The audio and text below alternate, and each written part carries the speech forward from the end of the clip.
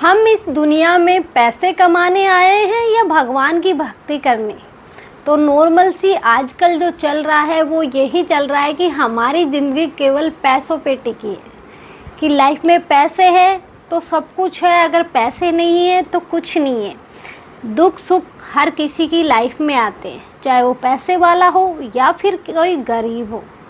इसलिए मतलब ये मत सोचो कि तुम्हें पैसे मुसीबत से बचा लेंगे, नहीं बचा सकते। ये समझो कि जब तुम्हारा दिन खराब आएगा या तुम्हारे दिन खराब चलेंगे, सबसे पहले पैसा ही तुमसे दूर होगा, क्योंकि ये कलयुग है और इसमें पैसे की वैल्यू बहुत ज़्यादा है। ये समझो कि 1% ही कोई और चीज़ की वैल्यू हो सकती है, अदर 99% पैसे की ही वैल्यू। अगर जिसके पास पैसे है वो ये समझो भगवान है इस दुनिया में।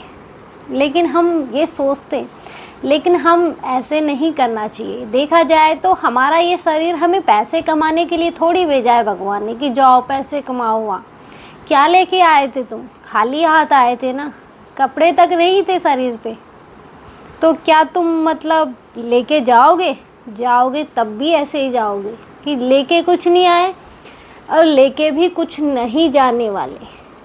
केवल एकमात्र एक ऐसा नाम है जो आप लेके नहीं आए थे लेकिन लेके ज़रूर जाओगे, अगर सही टाइम पे आप में वो सोचने समझने की शक्ति आ गई तो।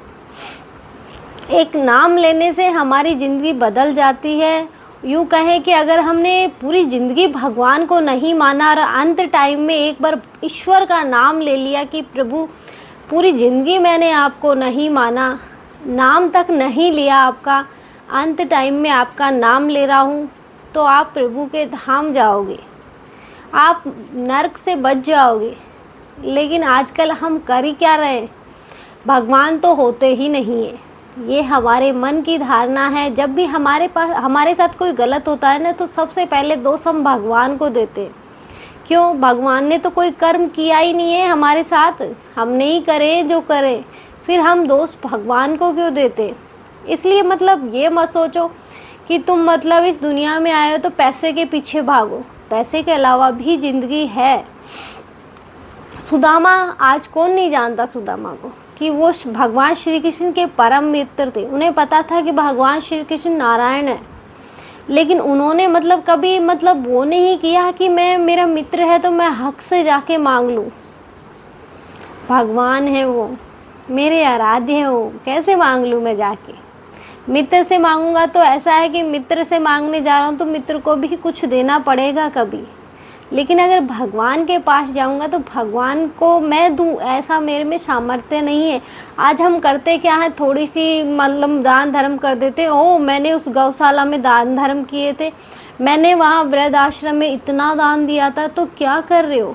ऐसे नहीं करना चाहिए। ये बोला जाता है अगर दान दे रहे हो तो इस हाथ का दान इस हाथ को भी नहीं पता लगना चाहिए। लेकिन आज हम ऐसा नहीं करते। हम तो जब तक दुनिया में प्रचार ना कर देना तब तक हम बैठते नहीं हैं। जैसे कि कोरोना आया, कोरोना में सब लोगों ने क्या किया? तुम मतलब लोगों को मतलब मुसीबत में थोड़ी सी हेल्प करने जा रहे हो तो साथ में वीडियो बनाने जा रहे हो। तुम मतलब वहाँ भी अपना स्वार्थ देख रहे हो कि तुम्हें उस देने से ज़्यादा इम्पोर्टेंट लग रहा है कि वीडियो बनानी है, फ़ोटो खींचनी है, सोशल मीडिया पे डालनी है, वहाँ से मुझे अर्निंग होगी। तो वहाँ हम हमारा स्वार्थ सिद्ध कर रहे हैं। ये नहीं सोच रहे कि हम किसी की हेल्प कर रहे हैं। हेल्प करनी है तो करो ना, किसने मना किया? लेकिन बिना फ़ोटो के, बिना कुछ की फिर हेल्प करो कि वो भगवान भी देखे कि हाँ इसने ये सच्चे मन से हेल्प करी है। बाकी तो जो करते हैं स्वार्थ करते हैं, क्योंकि प्रभु की माया इतनी प्रबल है कि उसको समझ पाना बहुत मुश्किल है। हम तो मतलब इंसान है, कलयुग में है, तो कैसे समझ पाएंगे? लेकिन हमारा जो इंसानी शरीर है ना, ये इसलिए है कि हम प्रभु के भजन कर सके। हमें दिमाग दिया है प्रभु ने कि भजन करो, लेकिन वो भी प्रभु की इच्छा होगी तभी ही हम करेंगे।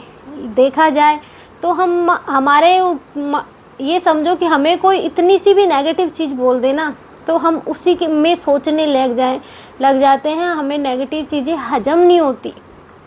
तो जब आप मतलब इस दुनिया से चले जाओगे, मान लो गलती से आपकी आत्मा यहीं रह गई, तो वो क्या नेगेटिव चीज़ें आपको छोड़ देंगी? नहीं।